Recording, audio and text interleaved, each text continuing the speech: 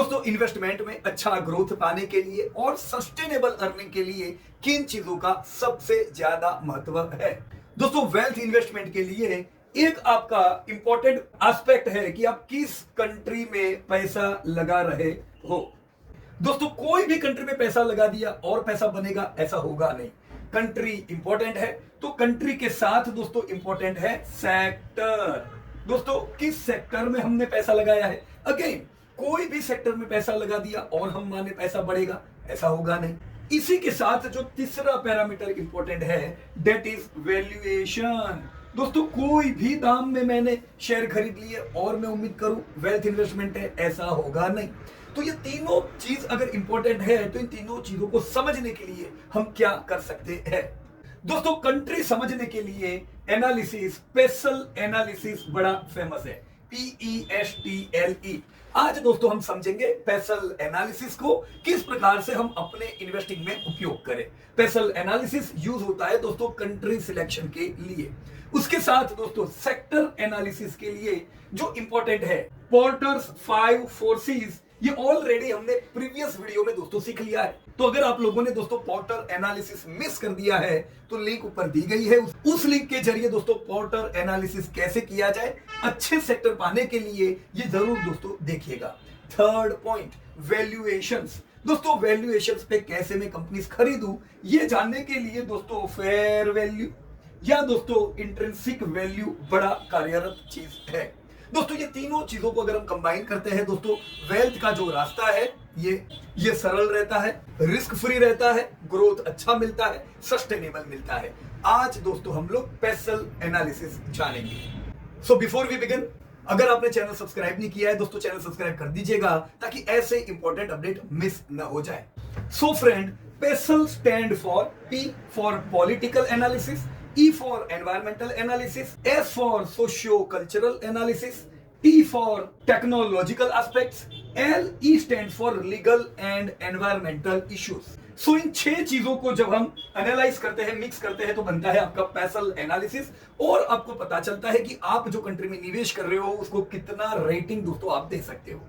दोस्तों कुछ एनालिसिस में इसके साथ एथिक्स एंड डेमोग्राफी को भी इंक्लूड किया जाता है और इस एनालिसिस को कहते हैं स्टिपल्ड एनालिसिस। स्टिपल्ड। हालांकि आज हम जानेंगे दोस्तों स्पेशल एनालिसिस के बारे में। दोस्तों ये एनालिसिस उनको काम लग सकता है जो लोग अलग अलग कंट्री में इन्वेस्ट करने का सोच रहे हैं, वो फॉरेनर्स जो भारत में इन्वेस्ट करने का सोच रहे हैं या वो भारतीय जो बाहर और कंट्री में पैसा लगाना चाहते हैं, उन सब को ये एनालिसिस काम लग सकता है। तो उसके साथ अगर कोई व्यक्ति अपने बिजनेस को किसी और देश में लॉन्च करना चाहे तो उस देश में उनका बिजनेस कितना सक्सेस होगा ये भी दोस्तों आपको स्पेशल एनालिसिस बता सकती है। तो दोनों के काम का है, either if you are starting your business or if you are investing in other businesses in that country. Yes दोस्तों कई कंट्रीज में से ये एनालिसिस आपको कुछ आउट परफॉर्मर निकाल के दे सकता है। दोस्तों ये मॉडल एनालिसिस करने में कुछ फैक्टर्स आपको इंटरनल मिलते हैं तो कुछ फैक्टर ऐसे भी है जो एक्सटर्नल फैक्टर है जो आपकी कंट्री को दोस्तों या तो फायदा या नुकसान करा सकते हैं।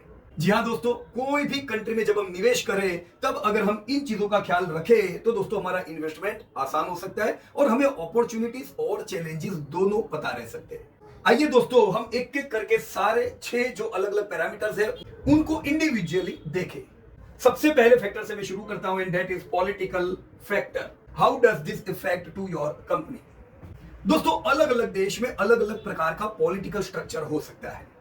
दोस्तों कम्युनिस्ट कंट्री हो सकती है जहां पे सबसे ऊपर है सोशल, उनके व्यू पॉइंट से सोशल ऑब्जेक्टिव सबसे महत्वपूर्ण है, जबकि कैपिटलिस्ट कंट्री हो सकते हैं उनका व्यू दोस्तों बिल्कुल कॉन्ट्रारी रहता है। दोस्तों कैपिटलिस्ट कंट्री हो तो जरूरी नहीं है वो सारी वेलफेयर स्टेट की स्कीम्स को प्रमोट करेगी। दोस्तों कैपिटलिस्ट कंट्री में भी अंदर अंदर डिफरेंसेस हो सकते हैं जो अलग अलग वेलफेयर स्कीम्स या सब्सिडी स्कीम्स चलती है उनके ऊपर।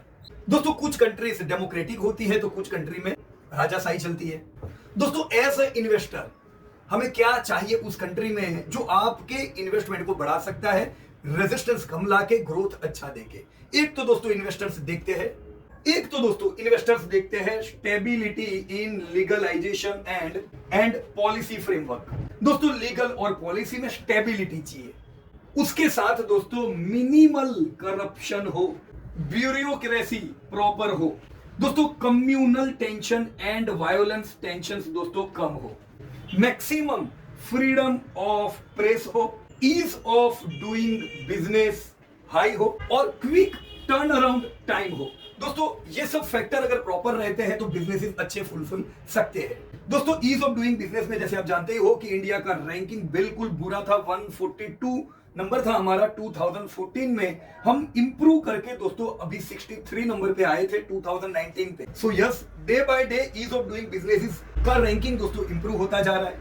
अब इन्हीं चीजों से पता चलता है कि जो कंट्री में हम पैसा लगा रहे हैं अगर वहां पे करप्शन बड़ा हाई है, कम्युनल टेंशन बहुत ज्यादा होते हैं, ईज ऑफ डूइंग बिजनेस के बिल्कुल बुरे हाल है, टर्न अराउंड टाइम बड़े लंबे हैं। जैसे एक समय था दोस्तों जब टावर लगाने के लाइसेंस इनमें दोस्तों 6-6 महीने बीत जाते थे, अभी आप देखो तो टावर का परमिट दोस्तों ऑलमोस्ट 1 मंथ के अंदर हो जाता है। तो कई चीजों में इंडिया ने जो इंप्रूवमेंट किया है जिससे इंडिया पे दोस्तों लोगों का भरोसा बढ़ा है। इसके साथ दोस्तों हेल्दी पब्लिक फाइनेंसिस और कंसिस्टेंट फिस्कल पॉलिसीज, जिसके कारण दोस्तों इन्वेस्टमेंट ज्यादातर कैपिटल एक्सपेंडिचर में हो, इंफ्रास्ट्रक्चर के पीछे। जब इंफ्रा दोस्तों आपकी कंट्री का आगे बढ़ता है तो इन्वेस्टमेंट आपकी कंट्री में बहुत आता है, क्योंकि इंफ्रा भी ईज ऑफ डूइंग बिजनेस का एक बहुत बड़ा पार्ट है। आप जानते ही होंगे दोस्तों पिछले कुछ सालों में किस प्रकार से ह्यूज इंफ्रास्ट्रक्चर पे जो काम हुआ है, जिससे बिजनेस इसकी गतिविधियां दोस्तों बढ़ चुकी है। तो ये कुछ पैरामीटर पॉलिटिकल फैक्टर्स के लिए दोस्तों कंट्री के देखे जाते हैं, पर यहां पे दोस्तों बात खत्म नहीं होती है। ये तो बातें थी पॉलिटिकल फैक्टर की, इसी प्रकार से दोस्तों इकोनॉमिक फैक्टर भी दोस्तों देखे जाते हैं। So what are economic factors? दोस्तों इकोनॉमिक फैक्टर में देखा जाता है जीडीपी ग्रोथ आपकी कंट्री का दोस्तों कैसा है। जीडीपी ग्रोथ के मामले में आप ऑलरेडी जानते हो दोस्तों कि भारत दुनिया का सबसे तेजी से बढ़ता हुआ इकोनॉमी है। हम अभी दशक पहले दोस्तों टॉप 10 में नहीं होते थे, पर अब हम टॉप 5 में है और 2028 में ये एस्टिमेट है कि जीडीपी में हम तीसरे नंबर पे चले जाएंगे। अभी रिसेंटली आप देखो तो 296 लाख करोड़ का पिछले साल का हमारा जीडीपी था। नॉमिनल जीडीपी डबल डिजिट से दोस्तों बढ़ रहा है 10% से। इस लिहाज से ये साल हम 325-30 लाख करोड़ के करीब पहुंचने चाहिए। दोस्तों यही ग्रोथ हमें और तेजी से आगे ले जाके तीसरे नंबर पे दोस्तों पहुंचाएगा। तो जीडीपी ग्रोथ में तो दोस्तों कोई डाउट नहीं है, किसी को भी भारत पे शक हो, क्योंकि भारत की होगी साइज 4% की, पर हम कंट्रीब्यूटर है दोस्तों 15% ग्रोथ में, राइट। जीडीपी में हम 4% कंट्रीब्यूटर होंगे, पर ग्रोथ में हमारा बड़ा कंट्रीब्यूशन है। लेकिन जीडीपी के साथ कुछ और इकोनॉमिक फैक्टर भी दोस्तों देखे जाते हैं, जैसे इन्फ्लेशन। दोस्तों एक समय पे भारत का जीडीपी ग्रोथ बड़ा वीक हुआ करता था। आपने शब्द सुना होगा हिंदू ग्रोथ रेट। ये हिंदू ग्रोथ रेट का तो कोई दुनिया में शब्द नहीं है, पर जो कि हम 1970s के समय पे 80s के समय पे बड़ा लो ग्रोथ करते थे, और ये समय दोस्तों टेल विंड का था, पूरी दुनिया का ग्रोथ ये समय पे अच्छा था। तो 1950 से 2000 के समय पे जब हमने ग्रोथ कम किया, वो समय को दोस्तों हिंदू ग्रोथ रेट कहते हैं इंडिया का, जो बड़ा लो था, अंडर परफॉर्मेंस। तो समय था जब हमारा ग्रोथ बिल्कुल बुरा था, इन्फ्लेशन बहुत हाई था, डबल डिजिट के दोस्तों हम इन्फ्लेशन देखा करते थे। तो ऐसी कंट्री में जनरली इन्वेस्टर नहीं आते। इन्वेस्टर को चाहिए इन्फ्लेशन कम हो, ग्रोथ ज्यादा हो। आप अभी का समय देख सकते हो दोस्तों, जब जीडीपी ग्रोथ हम तगड़ा कर रहे हैं, इन्फ्लेशन अब हमने वो डबल डिजिट इन्फ्लेशन हम भूल चुके हैं। अब हमारे टारगेट इन्फ्लेशन 4 to 6 की रेंज में दोस्तों आ चुके हैं, और ये उम्मीद है कि आने वाले समय में इंडिया वेल बैलेंस कर पाएगा, तगड़ा ग्रोथ और कम इन्फ्लेशन को लेके आगे बढ़ पाएगा। इन्फ्लेशन के साथ दोस्तों देखे जाते हैं इंटरेस्ट रेट्स, क्योंकि ये वही रेट है जो रेट पे करके लोग चीजें खरीदते हैं, जो रेट पे करके लोग बिजनेसेस करते हैं। अगर बिजनेस करना इतना मुश्किल हुआ हाई इंटरेस्ट रेट पे, तो दोस्तों दिक्कत ला सकता है, ग्रोथ में हर्डल ला सकता है। हाई इंटरेस्ट रेट हुए लोग कंज्यूम कम करेंगे, ये भी एक बड़ी हर्डल है दोस्तों।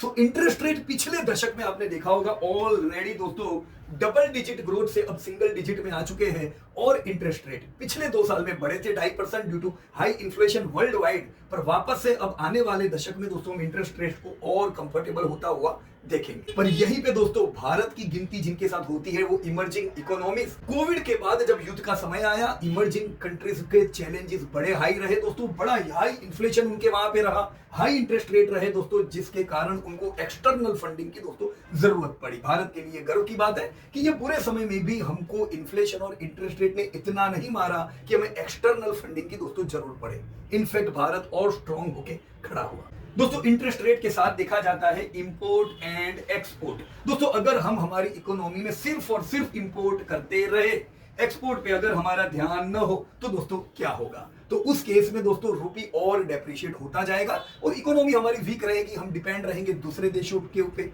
आपने पिछले दशक में यह देखा होगा, इंपोर्ट पे हम बड़े स्ट्रिक्ट हुए हैं और वो चीजें जो इंपोर्ट करनी पड़ती थी उनको local make in India manufacturing पे दोस्तों स्ट्रॉन्ग किया है। मोबाइल फोन्स आप जानते ही होंगे, एक समय सिर्फ और सिर्फ इंपोर्ट थे, आज दोस्तों मोबाइल फोन एक्सपोर्ट हो रहे हैं। ऐसी ही कई चीजों में दोस्तों अब मैन्युफैक्चरिंग में आगे बढ़ रहा है भारत, जो कि बड़ा ही वीक था मैन्युफैक्चरिंग में।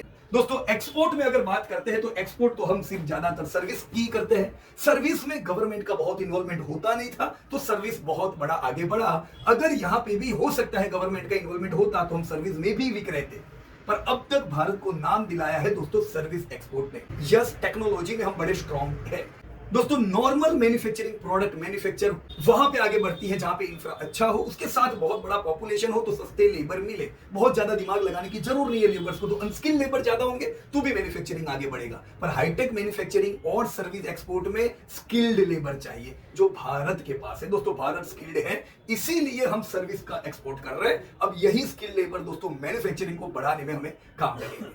सो यस, आने वाले समय में हम भारत को और मजबूत होता हुआ देखेंगे दोस्तों एक्सपोर्ट में। इसके साथ दोस्तों जो देखा जाता है that is balance of payment and exchange rates. दोस्तों बैलेंस ऑफ पेमेंट क्राइसिस आपने देखा होगा, कई कंट्रीज कोविड के बाद इस प्रॉब्लम में फंसे और उनको जबरदस्त वर्ल्ड बैंक और आईएमएफ की मदद की जरूरत पड़ी दोस्तों। कई कंट्रीज दोस्तों डिफॉल्ट हुई है इस समय में, क्योंकि ये स्पिल ओवर इफेक्ट थी। एक तो कोविड ने मारा, कोविड के बाद महंगाई आई, महंगाई ने मारा, महंगाई को काबू करने के लिए इंटरेस्ट रेट बढ़े, इंटरेस्ट ने मारा और कंट्रीज दोस्तों मुश्किल में पड़ती गई। दोस्तों भारत के ऊपर कोई भी ऐसा रेड दाग नहीं है कि आज तक भारत ने कभी भी डिफॉल्ट किया हो, यह बड़ी अच्छी निशानी भारत की है। यस, 1991 में भारत में बैलेंस ऑफ पेमेंट क्राइसिस हुआ था, पर हम डिफॉल्ट नहीं हुए थे। हमने अपना गोल्ड जापान और इंग्लैंड को दिया था ताकि फंड मिल सके, दूसरे ऐसे कंट्रीज की तरह नहीं कि कुछ भी रखने को नहीं है और फंड चाहिए। दोस्तों भारत का हिस्ट्री बड़ा ही क्लियर है, बुरे समय में भी भारत अच्छा निकल गया है।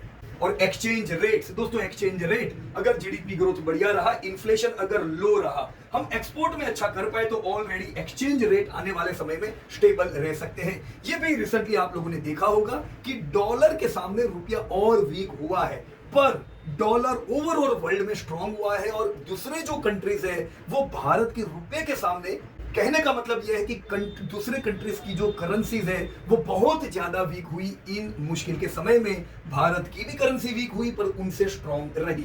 सो ये चैलेंजिंग टाइम का सिनेरियो बता रहा है। अब जब दोस्तों भारत की बैटिंग का टाइम आएगा तब देखना होगा कि हम कैसा परफॉर्म करते हैं। दोस्तों इसके साथ stable monetary and fiscal policy, दोस्तों ये दोनों आपने देखा होगा, मॉनिटरी पॉलिसी की दुनिया भर ने तारीफ की है। जो आरबीआई ने जो ठोस कदम उठाए, वर्ल्ड ने उसको एक्सेप्ट किया है कि भी भारत ने बिल्कुल सही डिसीजन सही समय पे लिए, इंटरेस्ट रेट के, इन्फ्लेशन और ग्रोथ दोनों को ध्यान में रख के। उसी प्रकार से अगर आप फिस्कल पॉलिसीज देखो जो हम बजट में जनरली देखते हैं दोस्तों, आपने पिछले सालों के बजट को बिल्कुल गवर्नमेंट स्पेंडिंग में हाई देखा।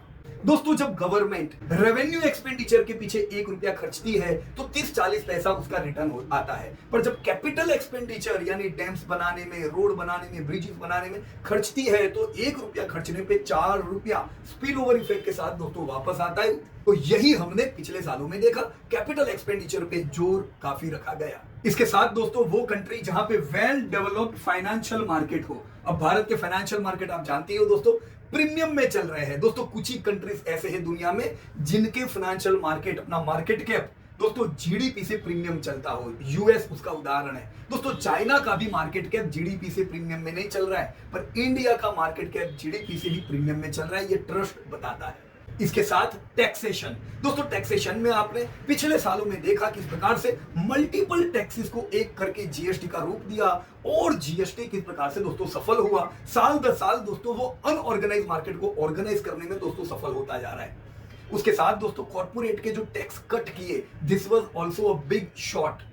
दोस्तों इन सब चीजों को जब हम मिलाते हैं तो एक अट्रैक्टिव डेस्टिनेशन उभर के आता है इन्वेस्टमेंट का। जो कंट्रीज में इनमें से ज्यादातर पैरामीटर अपनी तरफ होंगे वहां पे दोस्तों स्टार मिलेगा, जो कंट्रीज में पैरामीटर अच्छे नहीं होंगे उसको स्टार नहीं मिलेगा, वहां पे इन्वेस्टर घबराएंगे इन्वेस्ट करने में। राइट। तो ये पहला सवाल होता है इन्वेस्टर्स का जब वो फॉरेन कंट्रीज में इन्वेस्ट करते हैं कि क्या ये कंट्री एक्सपोर्ट पे ही डिपेंड है कि खुद मैन्युफैक्चरिंग करके कंज्यूम कर रही है अपनी चीजें। आप देखो Bharat self consumption driven country है, तो ये भारत के लिए दोस्तों बड़ा प्लस पॉइंट है। आज अगर भारत को कुछ चीजें इंपोर्ट करनी पड़ती है जैसे ऑयल, तो उसके भी दोस्तों अब ऑप्शंस निकाल रहे हैं। इन्वेस्टर का प्रश्न होता है कि इन्फ्लेशन बराबर रहेगा कि नहीं, इन्वेस्टर का प्रश्न होता है ग्रोथ बराबर रहेगा कि नहीं। अगर ये सारी चीज बराबर है तो दोस्तों कंपनी आपकी बढ़ेगी और प्रॉफिट भी बढ़ेंगे, उनके प्रॉफिट बढ़ेंगे दोस्तों, आप बड़े होंगे। अगर दोस्तों आपकी कंट्रीज को बार बार एक्सटर्नल फंड की जरूरत पड़ती है, अगर बार बार राइट्स होते हैं, उस केस में दोस्तों इन्वेस्टर को डर लग सकता है, जिसकी वजह से ही आपने कुछ कंट्रीज एशियन के ही देखे होंगे जिनका मार्केट कैप जीडीपी के मुकाबले नियर टू सिंगल डिजिट है, क्योंकि इन्वेस्टर को भरोसा नहीं है उन देश पे। राइट। जितनी ये सारी चीजें ज्यादा अच्छी उतना हमारे लिए कंफर्ट ज्यादा। तो अब मैं दोस्तों थर्ड पॉइंट पे आता हूं और वो है socio culture factor. So what is socio culture factor? दोस्तों सोशियो कल्चर फैक्टर जो है ये आपकी कंट्री को बहुत आगे और तेजी से ले जा सकते हैं। तो सोशल कल्चरल फैक्टर में दोस्तों क्या देखा जाता है? सोशियो कल्चर में देखा जाता है आपकी कंट्री की डेमोग्राफी कैसी है, यानी आपकी कंट्री यंग है कि आपकी कंट्री एजेड है। तो डेमोग्राफी में क्या क्या देखा जाता है? एक तो मैंने बताया एज देखी जाती है, एक आपकी डेमोग्राफी दोस्तों अनस्किल हो तो काम बनेगा, तो स्किल्ड डेमोग्राफी कितनी है ये देखा जाता है। आपकी डेमोग्राफी को एजुकेशन में इंटरेस्ट है कि सिर्फ बंदूकों में इंटरेस्ट है दोस्तों, ये देखा जाता है, क्योंकि ऐसे कई कंट्रीज है दुनिया में जो इंडिया से भी यंग है पर स्किल नहीं है ना एजुकेशन है, उनको दूसरी चीजों में इंटरेस्ट है, किसी को इंटरेस्ट नहीं है ऐसी कंट्री में पैसा लगाने का। इन्वेस्टर देखता है कि अगर यंग पॉपुलेशन है, स्किल्ड है, एजुकेटेड है, तो पैसा वहां पे तगड़ा बनेगा, वो भी रिच होंगे और इन्वेस्टर भी रिच होंगे।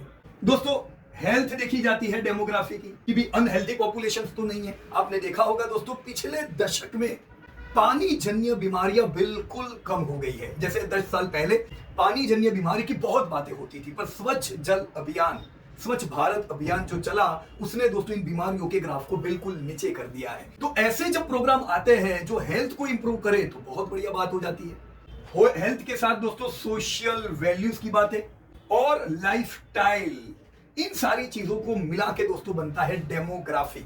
जितने ज्यादा ऊपर पॉइंट इन सब चीजों में जो कंट्री के पॉपुलेशन को मिलेंगे उतना वहां पे फ्यूचर ग्रोथ प्रोस्पेक्टस दोस्तों बढ़ता है, क्योंकि ये सारी चीजें अफेक्ट करती है वो कंट्री का पॉपुलेशन कितना प्रोडक्टिव रहेगा। वो 8 घंटे काम करेगा तो वो कितना प्रोड्यूस करेगा, जितना हाई स्किल्ड उतना ज्यादा प्रोडक्शन, लो स्किल उतना लो प्रोडक्शन। दोस्तों उतना ज्यादा वो कंज्यूम करेंगे उतनी ज्यादा वहां पे डिस्क्रिशनरी स्पेंडिंग बढ़ेगी। पर अगर ये सारी चीजें नहीं है तो स्पेंडिंग कम, कंजप्शन कम, डिस्क्रिशनरी स्पेंडिंग छोड़ो, जरूरत की चीजों के लिए तड़पना पड़ेगा। Culture affect businesses in many ways. जैसे जापान एक समय पे बिल्कुल यंग कंट्री था, जापान ने जबरदस्त ग्रोथ किया। अब वो खाली यंग था इसलिए ग्रोथ नहीं किया, वो यंग था साथ में स्किल्ड था, एजुकेशन पे उन्होंने फोकस किया, हेल्थ पे फोकस किया और दोस्तों हमने जापान को जबरदस्त ग्रोथ होते हुए देखा। दोस्तों यंग पॉपुलेशन करीबन 4-5 दशक रहती है, 1-2 साल की, 1-2 दशक की ये स्टोरी नहीं है। आज जब जापान एजड पॉपुलेशन हो चुका है उनका ग्रोथ दोस्तों कम होगा, लेकिन उनकी लाइफस्टाइल एक लेवल पे आ गई, जीडीपी इतना बड़ा कि जीडीपी पर कैपिटा हाई हो गया, तो आज वो कंट्री दोस्तों रिचेस्ट कंट्री में माना जाता है। दोस्तों same thing we can see in India. दोस्तों इंडिया आज यंग है और इन चीजों पे दोस्तों फोकस कर रहा है और इंडिया यंग दशकों तक रहने वाला है। Till 2050 India would be youngest demography among all major economies.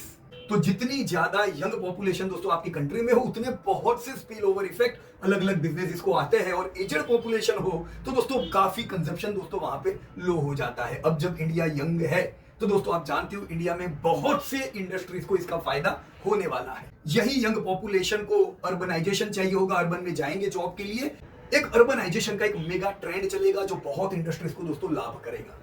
यही यंग पॉपुलेशन न्यूक्लियर फैमिलीज में डिवाइड होंगे, 2-2 घर 3-3 घर चाहिए होंगे। यही यंग फैमिलीज में आज स्पाउस भी दोस्तों वर्क कर रही है, तो दोनों को मिला के ओवरऑल हाउस होल्ड इनकम बढ़ती है। अभी रिसेंट डेटा आया दोस्तों, वुमेन लेबर वर्कफोर्स का 38% का कंट्रीब्यूशन आज उनका हो रहा है, जो बहुत ऊंचा ग्रोथ है। दोस्तों ये बताता है कि आने वाले समय में house hold income GDP per capita से भी ज्यादा बढ़ेगी। इन चीजों से डिमांड बढ़ती है दोस्तों, डे केयर सेंटर्स की डिमांड बढ़ती है दोस्तों, पैकेज फूड की डिमांड बढ़ती है, रेस्टोरेंट्स की, फूड एट होम्स की।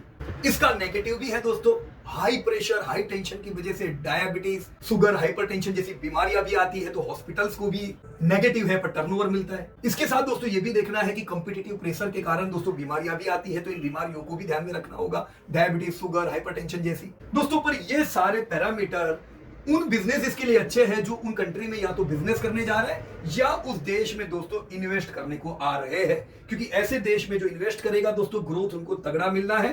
ये डेमोग्राफी दोस्तों डबल डिजिट जीडीपी ग्रोथ दे सकती है सस्टेनेबिलिटी के साथ। अब मैं आता हूं दोस्तों टेक्नोलॉजिकल एस्पेक्ट पे। So what is technological factor? दोस्तों आज कोई लाइफ को हम इमेजिन नहीं कर सकते हैं टेक्नोलॉजिकल फैक्टर से दूर होके। आज लाइफ हो, घर हो या ऑफिस हो, सब टेक्नोलॉजी के साथ दोस्तों जुड़ी हुई है। दोस्तों yes, technology crucial role play कर रही है बिजनेस इसको कम कॉस्ट पे आगे बढ़ाने में, बिजनेस इसको एफिशिएंट बनाने में, बिजनेस के साथ सिटीज को भी दोस्तों सेफ बनाने में भी टेक्नोलॉजी का एक बहुत बड़ा रोल है। और आज आप भारत देख रहे हो दोस्तों टेक्नोलॉजी में पीछे नहीं है, इनफैक्ट भारत तो वर्ल्ड के लिए टेक्नोलॉजी में काम करने वालों का सोर्स है। दोस्तों वो कंट्रीज जो R&D के ऊपर फोकस करेगी दोस्तों उनका लॉन्ग टर्म में सस्टेनेबल और तगड़ा ग्रोथ होना है। अभी रिसेंट केस आप देखो तो इंडिया ने दोस्तों इस बजट में भी अनाउंस हुआ था दोस्तों ऑलमोस्ट 1 लाख करोड़ R&D के पीछे इन्वेस्ट करने का प्लान किया है। इसी के चलते अब तक जो दोस्तों ज्यादातर इन्वेस्टमेंट R&D में स्विट्जरलैंड वगैरह डेवलप्ड इकोनॉमी में होता था दोस्तों, इस बार वहां से दोस्तों इंडिया को कोलैब करने की अपॉर्चुनिटीज मिली है, क्योंकि अब पैसा भी है और इंडिया के पास यंग टैलेंटेड यूथ भी है। तो अगर आपकी कंट्री ऐसी हो जो टेक्नोलॉजी सेवी पॉपुलेशन रखती हो तो दोस्तों उस कंट्री का ग्रोथ दोस्तों तगड़ा होना है, राइट। सो ऐसा देश तो मुझे कोई बताओ जो देश में 100 करोड़ लोग हो जिनके हाथों में मोबाइल हो और इंटरनेट से कनेक्टेड हो, जो अपने हाथों से हर एक चीज को ऑर्डर कर सकते हो दोस्तों, वो है अपना इंडिया। ये बिजनेस इसके लिए बड़ा प्लस पॉइंट है कि उनकी प्रोडक्ट्स इजीली दोस्तों प्रमोट हो सकती है उनके ऐप के द्वारा, right. So now I am coming towards L, that is legal factors. Friends, what are legal factors that we should सी?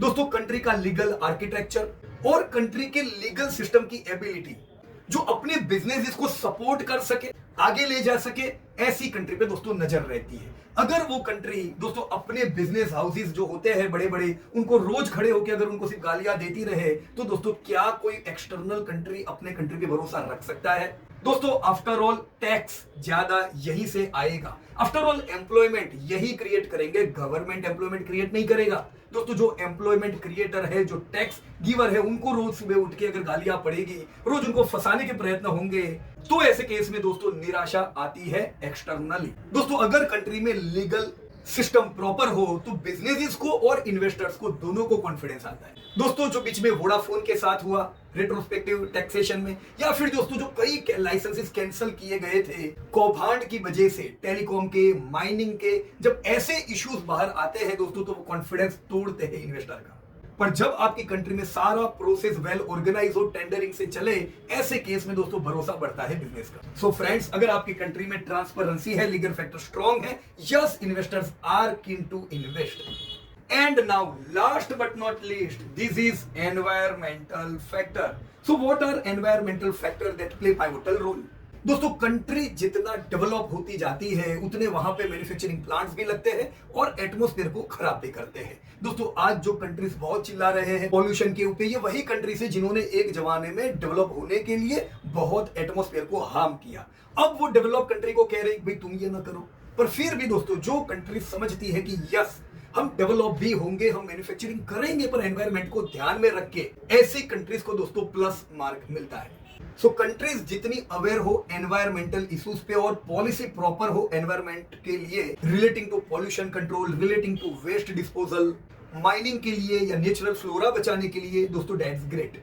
पर जब दोस्तों इन चीजों पे ध्यान नहीं दिया जाता है, लॉन्ग टर्म में ये बड़ा नेगेटिव रिजल्ट देती है। आपने देखा होगा पेरिस एग्रीमेंट में जिस प्रकार से दोस्तों भारत ने पहल की और भारत ने जिस प्रकार से दोस्तों अपने टारगेट्स को बिल्कुल सही समय से पहले दोस्तों आगे बढ़ रहे हैं, ये भारत का दोस्तों कमिटमेंट ग्रीन एनर्जी पे बता दें। सो जैसे दोस्तों गवर्नमेंट मेक इन इंडिया या वो मैन्युफैक्चरिंग जो वीक था उसको स्ट्रॉन्ग बनाने के लिए दोस्तों और आगे बढ़ेगी, आने वाले समय में दोस्तों जैसे हम सर्विस में आगे बढ़े, हम मैन्युफैक्चरिंग में भी आगे बढ़ेंगे, लेकिन उसके साथ एनवायरमेंटल इश्यूज भी दोस्तों रहेंगे। और इन्हें अगर प्रॉपर वे में पॉलिसी में इंक्लूड न किया गया तो इन्वेस्टर को डर भी लगता है कि ऐसा ना हो कि पॉलिसी की वजह से इंडस्ट्रीज को कल हर्डल्स फेस करने पड़े। सो यहाँ पे जो दोस्तों हमने अलग अलग फैक्टर देखे, ये दोस्तों जब भी कोई कंट्री में जब इन्वेस्ट कर रहे हो, अगर हम इन फैक्टर को देखें और स्टार रेटिंग देते जाए, एक मार्क देते जाए, तो आप ये जान सकते हो कि कौन सी कंट्री में पैसा लगाने पे ग्रोथ भी मिलेगा और सस्टेनेबिलिटी भी मिलेगी। दोस्तों दोनों चीजें चाहिए, सिर्फ सस्टेनेबिलिटी और ग्रोथ नहीं तो हम आगे नहीं बढ़ेंगे, सिर्फ ग्रोथ हो सस्टेनेबिलिटी नहीं तो वो ग्रोथ का कोई फायदा नहीं। दोस्तों कंट्री ऐसी हो भारत जैसी जो ग्रो भी करे, सस्टेनेबल भी हो। So welcome to India. Friends, I hope आज का जो पेसल एनालिसिस था ये आपको काम लगा होगा कंट्री एनालिसिस में। दोस्तों यही एनालिसिस करके अगर आपके ध्यान में कोई कंट्री और भी आती है भारत के अलावा की भी, तो भी लिखिएगा, और भारत अगर आपकी टॉप प्रायोरिटी है तो जरूर जय हिंद लिखिएगा। Thank you so much and जय हिंद to everybody. Disclosure: This update is for educating purpose. We are not tip provider.